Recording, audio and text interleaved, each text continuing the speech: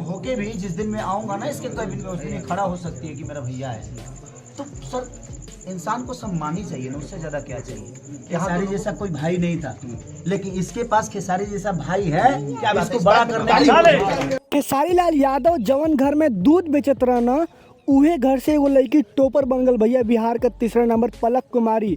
और भैया उसे मिले खातिर खेसारी लाल यादव पहुंच गए ना। रवा लोग देखत बन जा दिलदार सब, हम मनी रवा दोस्त संजय, और इस चैनल के सब्सक्राइब कर लें जा भोजपुरी में कूल न्यूज़ देखे खातिर। चलिए भैया रवा लोग का वीडियो शुरू करें जा।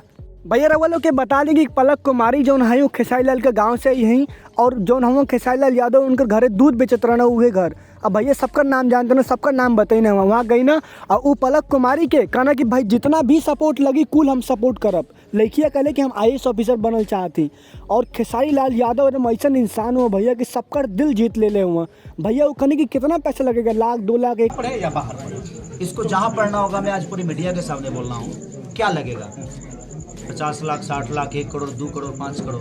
अच्छे नहीं होते ना, तो हम तो भैया 4-5 वो लड़की गोद लेके पढ़ाई थी। वो कहता हमार सोच इतना बड़ बाटे कि भैया 100-200 आदमी के तो हम ऐसा ही, लेकिन के बच्चन के ऐसा ही पढ़ाई थी।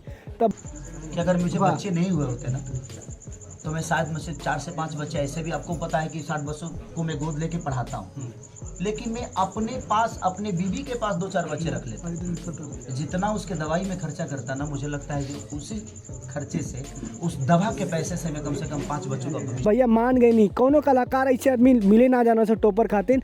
अब भैया लेकिन खेसारी लाल यादव जमीन से जुड़ल आदमी हुआ भैया। अब बता बिल्कुल भी शर्म ना, दूसरे कलाकार रही तो कहीं शर्म करत कि भैया जहाँ दूध बेचे जाता रही वहाँ जाए तो बेचती हुई, लेकिन खेसारी लाल यादव के भैया माने के बड़ी दिल उनकर बड़ बाटे। और भैया गई ना तो गई ना, खाली इतना गई ना भैया, उनकर खातिर लैपटॉप ले गई ना, बैग लेके गई ना, और तो और ये करना कि भैया एक IAS ऑफिसर बनल चाहते, वादा कही ना पूरा मीडिया के सामने कि जितना खर्चा लगी जौन सपोर्ट हुई कुल करब भैया, हम लड़की के IAS ऑफिसर बनावे खातिर, जहाँ पढ़ल चाहे वहाँ पढ़ सकेले। तब भैया के आम बात नहीं के भैया मीडिया के सामने ही कहल। तब भैया रवा लोग के बता दी खेसारी लाल फिर से साबित कर दिले हुए कि एकदम बड़ दिल बाटे, एकदम करेजा उनकर बड़ बाटे। और जब भैया मीडिया वाला उनसे पूछले कि चुनाव लड़ने के लिए इक्वल करत हुआ का हो भैया, तो कहना कि चुनाव लड़ने के लैपटॉप बांटने की जरूरत पड़ेगी मेरे को। वो कहना कि हमारी इतनी औकात है ना कि जहाँ से चाहे वहाँ से चुनाव लड़ सके नहीं, हम क्यों रोक ना सकेला, हम कि हर पार्टी से मिल सकेला। लेकिन वो कहना कि भैया हम तो मदद करना चाहते हैं, हमेशा मदद करते आ रहे हैं हम, और हमेशा ही मदद करत रहब।